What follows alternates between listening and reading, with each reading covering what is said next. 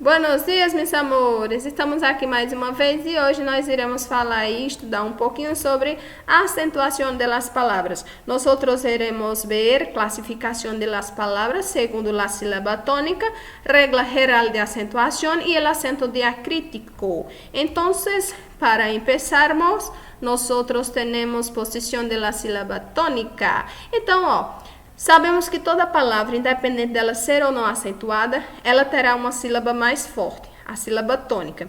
E nisso, sabemos que elas poderão ser classificadas como oxítonos, paroxítonos, proparoxítonos, no português. Já no caso do espanhol, elas serão classificadas como agudas, llanas ou graves, que é a mesma coisa, esdrúxulas e ainda nós temos uma sobresdrúxula, que daqui a pouco eu vou apresentar para vocês, ok?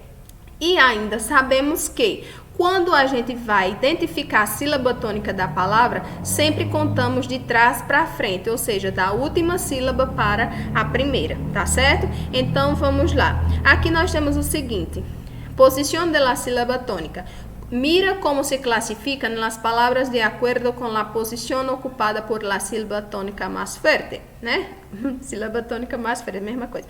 Então, vamos. Aguda. Para ela ser aguda, ela tem o quê? Tiene a última sílaba da palavra mais forte, ou seja, a última sílaba da palavra mais forte. Llana ou grave, penúltima sílaba da palavra mais forte. Amigo. Então, nós temos última, penúltima. Para ela ser llana ou grave, ela tem que ser a penúltima sílaba mais forte. Esdrúxula, antepenúltima sílaba da palavra mais forte. Então, nós temos última, penúltima, antepenúltima. Para ser esdrúxula, ela tem que ser a antepenúltima sílaba mais forte, ok? Mais forte. A sobresdrúxula, que eu falei para vocês, que é um caso à parte do português, não existe no português, será o quê? Qualquer sílaba que preceda a la antepenúltima, ou seja, será qualquer sílaba mais forte que venha depois da antepenúltima, depois da esdrúxula. Vejamos aqui. Minimamente, nós temos última, penúltima, antepenúltima, uma outra antepenúltima, antepenúltima e aqui uma antepenúltima sílaba mais forte. Então, para ela ser sobresdrúxula, será a sílaba mais forte depois da antepenúltima sílaba, ok? Que é um caso que não existe aí no nosso português. Outros exemplos aqui abaixo. Pastel. Pastel, no caso aí, como a sílaba mais forte é a última, nós classificamos como aguda. Ciudad também é a última sílaba mais forte. Perdiz também mais forte é a última. Então, essas três são palavras agudas. Estuche, adorno, fotocópia. Então, as três são o quê?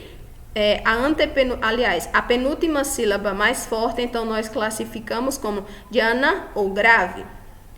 Pirâmide, perdida e cáscara. Então, aqui nós temos a antepenúltima sílaba mais forte, então classificamos como esdrúxula. Dígaselo comprando-me praticamente. Nós temos aí a antepenúltima sílaba mais forte, então no caso ela será classificada como sobresdrúxula, ok? Então nós temos aí classificação das palavras segundo a sílaba tônica, mais uma vez trazendo aí para intensificar mais a compreensão de vocês, tá certo? Então vemos, agudas, como eu falei, a última sílaba mais forte equivale à oxítona do português. Corresponde a las oxítonas del português, cuyo el acento tônico se encontra na última sílaba. Então, nós temos exemplo aí, café. A última sílaba mais forte, ela é acentuada, né? Graves ou llanas, que equivale às paroxítonas do português. Corresponde a las paroxítonas del português, cuyo el acento tônico se encontra na penúltima sílaba. Árbol. Então, a gente tem a palavra árvore acentuada. Árbol e é a sílaba mais forte, então, a penúltima. Ar. Grave ou llana. Esdrúxulas. Corresponde às proparoxítonas do português. Corresponde a las proparoxítonas del português, cuyo acento tônico se encontra na antepenúltima sílaba, né? Teléfono. Então, a gente tem a palavra telefone. Em teléfono, a sílaba tônica recai no lê e aí acentuado. Sobre esdrúxula, como eu já falei, ele não corresponde a nenhuma do português, não existe, é um caso à parte. Então, não há classificação correspondente em português. O acento tônico se encontra na quarta sílaba a contar de la última. Então, no caso, ele é uma sílaba mais forte depois da antepenúltima sílaba, depois da esdrúxula, digamos assim. Dígaselo. Mais um exemplo aí. Ok, amores?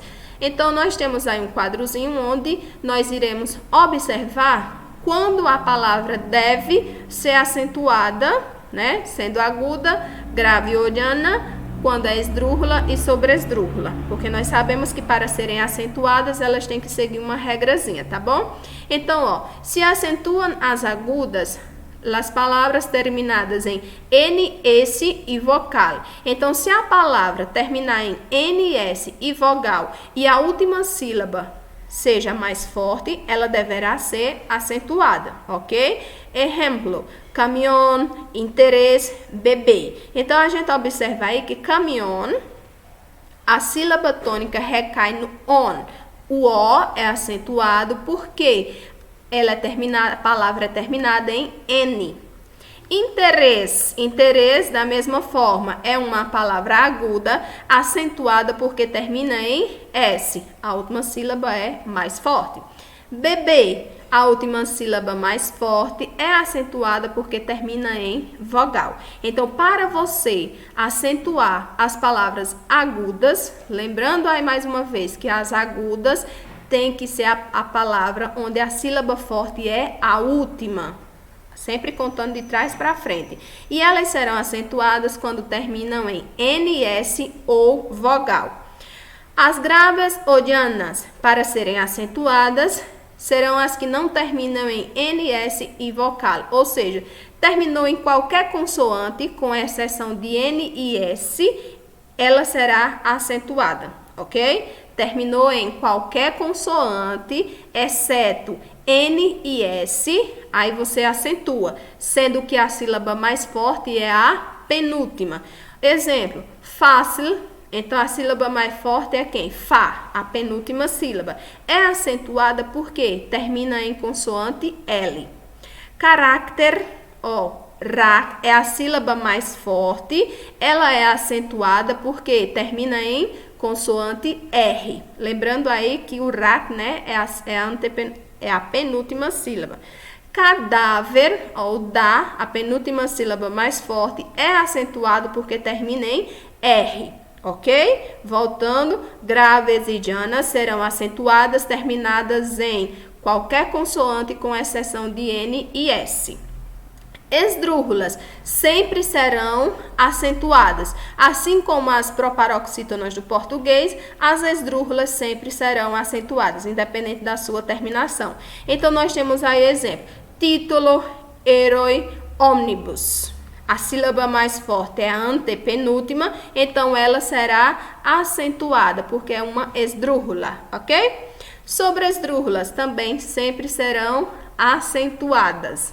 Exemplos, tráemelo, cuéntamelo, póngaselo.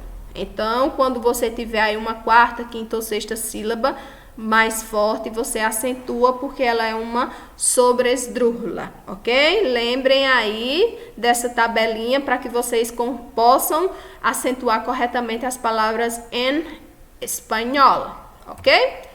Vamos aí, regras complementares de acentuação. Algumas regras, né, que são complementares aí. Não se acentuam os monossílabos. Sabemos que monossílabos são palavras de uma única sílaba. Então, eles não serão acentuados no espanhol.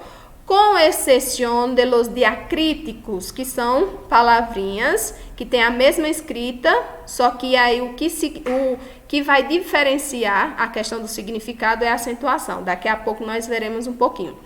Como decimos anteriormente, são palavras que têm a mesma escrita, mas exercem funções gramaticais diferentes. Exemplo, fe, pie. Então, nós temos aí exemplo de dois monossílabos, né? Aliás, dois monossílabos não.